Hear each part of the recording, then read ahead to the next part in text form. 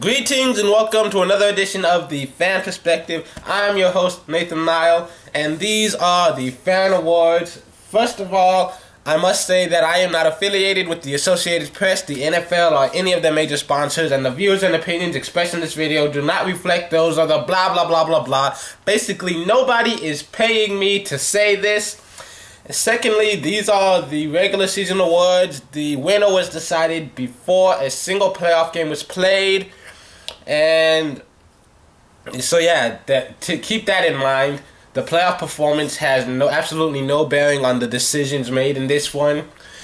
And with that announced, here is the Fan Award for the 2012 regular season MVP.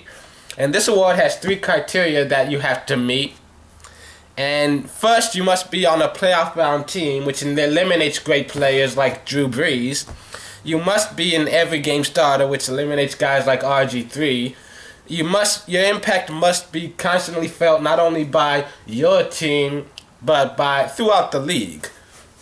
And first, we have Peyton Manning, quarterback for the Denver Broncos.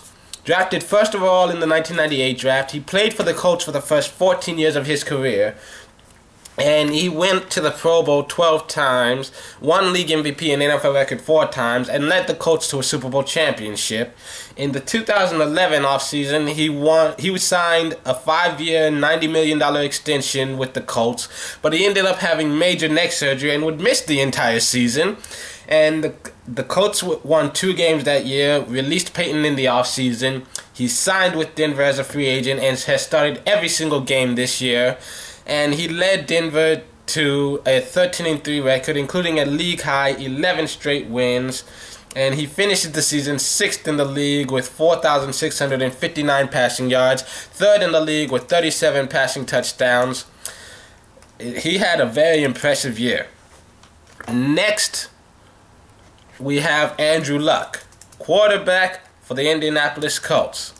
And he was drafted first overall in the 2012 NFL Draft, and he was selected to replace the legendary Peyton Manning and lead the Colts into a new era.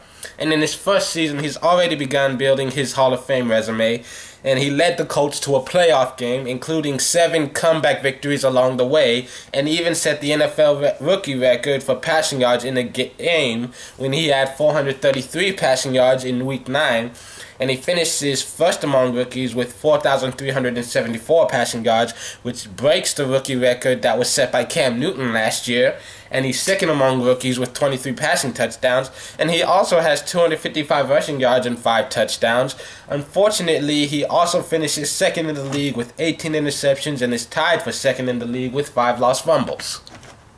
Next, we have Tom Brady, quarterback for the New England Patriots, drafted in the 6th round of the 2000 draft, number 199 overall. And last season, Brady led the Patriots to his 5th Super Bowl appearance, where they were once again beaten by Eli Manning and the Giants. Though they were not without their struggles, the Patriots were one of the best teams in the league all year, and they easily clinched the division and go into the playoffs with the first round bye. And Tom finishes the year 4th in the league with 4,827 passing yards and 34 touchdowns, and has only thrown 8 interceptions all season. He also has 8 rushing touchdowns on the year. And then we have Matt Ryan, quarterback for the Atlanta Falcons. Drafted in the 1st round of the 2008 draft, 3rd overall, he helped lead the Falcons to an 8-0 start, and they are currently at the top of the league with a 13-3 record and have clinched home field advantage throughout the playoffs. They've won big, they've won ugly, but more than anything else, they've kept finding ways to win. Matt Ryan finishes the year 5th in the league with 4,719 passing yards and 32 touchdowns and 14 interceptions. Next, we have Arian Foster, running back for the Houston Texans. Foster was undrafted as a rookie, signed with the Houston Texans, and since then has grown into a household name. The entire Houston offense runs through him. He finishes the season 4th in the league with 1,422 rushing yards and a league-leading 15 rushing touchdowns. He also has 217 receiving yards and 2 touchdowns, and he has only lost 2 fumbles all year. Next, we have Aaron Rodgers, quarterback for the Green Bay Packers. Drafted in the first round of the 2005 draft, 24th overall, he spent the first few seasons as a backup to Brett Favre, and when he finally became the starter, he quickly rose to the top of the league and is now a household name. And he deserves mention for one mere reason. The Packers could possibly be the most injured team in the league, and yet they are still at the top of their division, which is quite possibly the strongest in the league. So many of the top playmakers on offense and defense have missed major time, and Aaron Rodgers keeps finding ways to make this team win. There are very few players in the league with more on their shoulders than him, and he comes through for his team. He finishes the year 8th in passing yards with 4,295 and 2nd in the league with 39 touchdowns and only 8 interceptions. Next, we have Adrian Peterson, running back for the Minnesota Vikings, drafted in the first round of the 2007 draft, 7th overall. Peterson was signed to a 7-year last season. Peterson was signed to a 7-year, $96 million deal, but then in December, at the end of the year, he tore his ACL and MCL and was immediately placed on injured reserve. He was unsure how soon he would return to action, much less how effective he would be. But in week 1, he shows up, has 84 yards, 2 touchdowns, and since then, the yards and touchdowns just continue to pile up.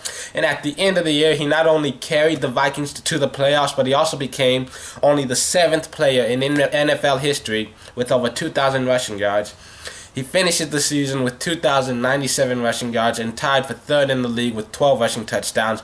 He also has 217 receiving yards and a touchdown and has only lost 2 fumbles all season. So, who most deserves MVP? Well, first we've got to eliminate half of these names. We'll start with Andrew Luck because, yes, it's obvious that the Colts would be nothing without him. At the same time, he has more turnovers than anybody on this list. And it's not, I mean, I give him credit for the fact that this team is mostly the same team that won 2 games last year, except even younger. They got rid of a few different guys. Half of the offense is rookies. They do, and there's just a lot of turnovers, and so much is on his shoulders. And I don't really fault him for making mistakes. I give him credit for being able to come back from them. But I might be the only one who even considers him for this category. Most people are saying he's Rookie of the Year material, but I doubt that a lot of people would seriously consider him for league MVP. He deserves a lot of this credit, though. He really does. But it's not good enough. I mean, there's just a lot of fantastic players, not only in the league, but especially on this list. And I just can't go with him. And then you've got a guy like Arian Foster with the Houston Texans. They won a playoff. I mean, they're a playoff team for a reason. I mean, they've got weapons on offense. They got weapons on defense. Foster is one of the best halfbacks in the league, but Schaub has proven that when he's called upon, he can make it work. He's got targets like Ellen Daniels and Andre Johnson, who they've been to Pro Bowls in their career. You've got J.J. Watt in the candidate for Defensive Player of the Year, and some people could have easily made Watt a candidate for league MVP. And so there's just there are too many players on this team as a whole for you to say that any one of them is the most important. So many great playmakers who all play so well together.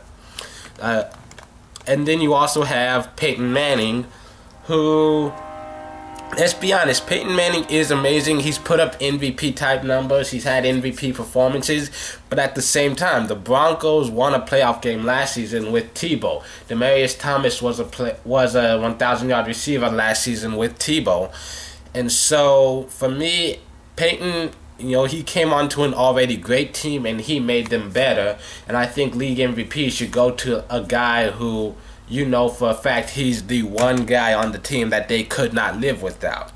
Broncos, they were already good without Peyton. They did get to the playoffs and win a playoff game without Peyton. This year, they played so much better than they already did, but they were already. Peyton didn't make them a great team. He went to a great team and made them better. And then, so that leaves Tom Brady, Matt Ryan, Aaron Rodgers, and Adrian Peterson. And no offense to Matt Ryan, The Falcons, they were amazing. They started 8-0. They finished at the top of the league, first round. Home field advantage throughout. But more than anything else, though, I think the defense was one of the bigger differences. You saw it in the game against Denver, in their second game against New Orleans. What they were able to do, forcing turnovers, making Peyton Manning and Drew Brees both struggle and throw bad picks. I think the defense was the biggest difference. I think Matt Ryan's the same quarterback he was last year. Maybe plays a little better. He's shown a little maturity. Julio Jones has shown a little maturity. But I think for the Falcons team, the bigger change is that the defense got relevant again. And so I can't put the entire success of the team on Matt Ryan when there's so many different things to be involved here. And so that leaves Tom Brady, Aaron Rodgers, and Adrian Peterson.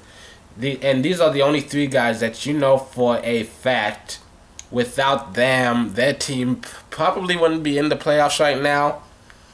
And it's hard to pick between any of them. But more than anything else, I have to.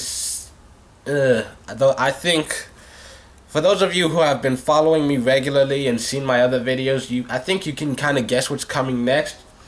There are three great players who deserve to win it, and I'm going with the only one who doesn't have a Super Bowl ring, though, Adrian Peterson. Why? The Vikings had one of the worst quarterbacks in football. Christian Ponder, he's okay. He took steps forward this year, but he's nowhere near that elite class yet. Adrian Peterson was the Vikings offense, coming back from major reconstructive knee surgery and having the best season of his career. The Vikings would not have stood a chance if he wasn't there.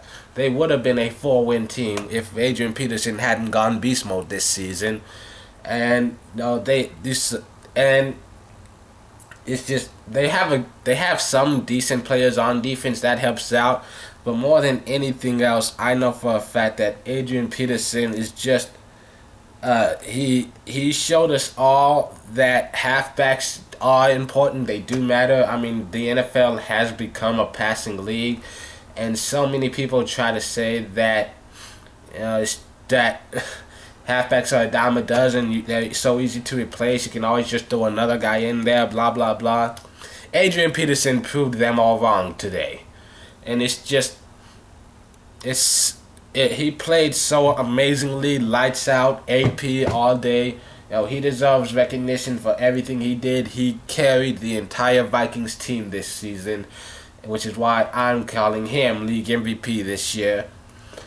And so yeah, that's it for today. Until then, tune in tomorrow when I do reflections from today's games. And then tune in Tuesday for another edition of NBA Weekly. Tune in next week when I'll probably talk about the Pro Bowl. I'm not going to try to predict that, but I'll talk about it. Until then, this has been the Fan Perspective. I'm your host, Nathan Nile. Happy Sunday. Enjoy the playoffs. And if you disagree with anything I've said in this video, well, honestly, too bad. It's my show. If you want your own opinion heard, you make your own web show and you talk about it. And it's been a long season. I'm tired. I'm sick. I've got a cold. I'm just gonna go watch TV for the rest of the day. Good night. Good luck to all of you. Whatever team you're rooting for, whoever your favorite player is. I hope y'all had a good season. I hope you come back and enjoy next season. Peace out.